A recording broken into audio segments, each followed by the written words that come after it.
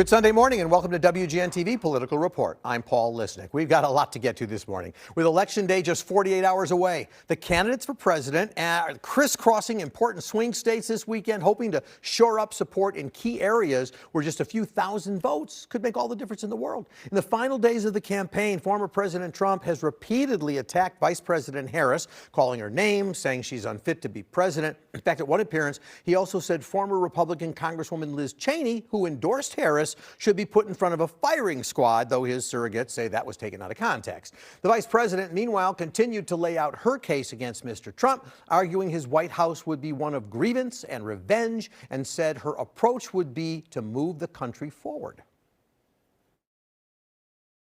Kamala Harris is not fit to be president of the United States. She doesn't have the intellect, the stamina, or that special quality that real leaders must have to lead. If elected, Donald Trump on day one would walk into that office with an enemies list. When I am elected, I will walk in with a to-do list. Paul Kendrick is a senior advisor to Rust Belt Rising. He joins me this morning with what to watch for on Tuesday. Paul, it's good to see you again. So you guys study critical states. We're going to get the sort of the latest from you. Of the three blue wall states, Wisconsin, Michigan, Pennsylvania, okay, who's winning? Give us a state of the race. In our final poll, all three were literally tied, and that's what we see across polling averages. And of course, if Harris wins those three, she wins the presidency.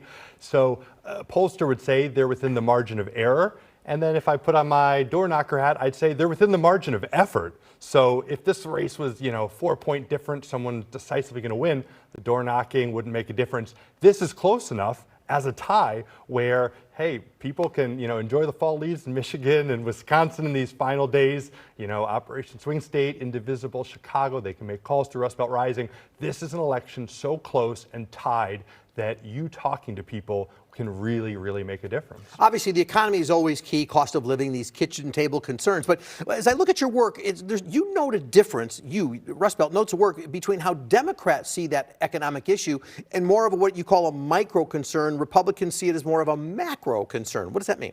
That means that voters are pretty wired when you ask them who's better for the economy. I would say despite the last few Republican presidencies, they usually say Republicans. But if you ask them who's better for your family's economic well-being, they often say Democrats. And so the challenge, I think, or what this election kind of hinges on is it about Trump's kind of sense of like, are you dissatisfied with the economy in that kind of macro sense, or being able to talk about Kamala Harris's plan for your actual costs, that she's focused on them, she cares about them, in terms of price gouging and stopping that, and grocery store monopolies, getting down the health care and costs, the prescription drug costs, protecting Social Security, Medicare, helping people buy houses.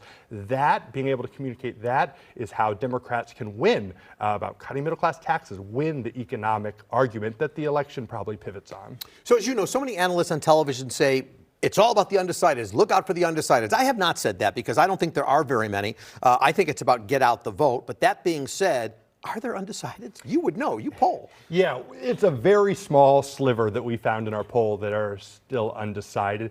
And I think most of them are undecided about kind of whether to vote or not. There's one candidate they don't like, so it's about, will they go and vote for the candidate they more agree with. So it is turnout. Yeah, it is absolutely. This election comes down to who gets their people out. There are very few Americans who are like, haven't thought about Donald Trump. I don't know how I feel about that guy. He's been. Who is he? Yeah, I haven't heard of him. Well, but when you look at the ads and stuff, I mean, so much of it is an attack on the other side. Some on the Harris side, you often see here's what we will do for you, the to-do list kind of a thing. Is it better to attack or better to end on the positive note? So there's been a lot of research recently that we and partners have found that Democrats are going to get more mileage out of pro-Harris stuff than anti-Trump stuff because, again, people know kind of how they feel about Trump. They don't necessarily know how they feel about Kamala Harris. They haven't necessarily heard that she has a real plan to get down the costs that are affecting them going to the grocery store and their family. But the ideal thing is actually contrast. So it's both. It's saying, she cares about the middle class. He's going to help the wealthy. She'll protect your freedoms. He's trying to take them away with MAGA. That's really the most ideal communication that Democrats can have. The gender gap. That is clear. I think even more so than any race in recent history, this gender gap with Trump polling very well among men, Harris polling much better among women. Talk about the gender gap, but isn't there also an age factor in there? Young people as well? Yeah, a lot of interesting pieces. I mean, I think since Roe was overturned, Democrats have overperformed. You know, we see Kansas referendum, the midterm certainly, because it is such a galvanizing issue for women to have this freedom taken away, and now it's being taken away in MAGA states, so that nationwide abortion ban's on the table. So that's where she could have that overperformance. But I think, yeah, on the male side, what's interesting is I think when people think about that undecided voter, they're often thinking of like white factory worker in the diner. The undecided voter right now is more male, diverse, Black and Latino, younger, and so it's really important to hear that voter, talk about the economic issues and the costs, because Trump's trying to make inroads there. Democrats can't lose their margins too much on Black and Latino voters, who they win overwhelmingly, but you can't offset too much loss with more white suburban voters. You have to kind of hold those margins pretty close. Just a balanced question. A lot of people that hire your company, they tend to be Democrats. So if Republicans are hiring somebody else, is there a difference? Should we look at the research that you do and say, well, there's a left-leaning factor to it, or how would a Trump result look any different? Well, yeah, we just poll and we put the numbers out there, but we do look at what arguments are most effective for Democrats to make. I think what's interesting is how if you are kind of a partisan on one side, certain things are very compelling to you. Like to me, as a Democrat, Trump's character and certainly the threats to democracy are so compelling. But you don't neglect, if you're talking to an independent voter, the fact that costs are going to be what our research says is most important to them. So on the Republican side, they're very consumed with immigration. They're very consumed with anti-trans stuff that I think is not only wrong in scapegoating trans people, but also not very politically effective. So are they going to lose the plot and not focus enough on the economy? Ultimately, people have to know the mind of an independent or kind of voter who's undecided about voting and understand they're focused on the grocery store, and talking about costs is where this election is going to be won, as well as I would say Democrats also abortion. We're just about done, but just real quickly, at this point, somebody's making a gaffe every day. We're only a couple days away. Do gaffes even make a difference? Is it over at this point for people who are thinking about voting?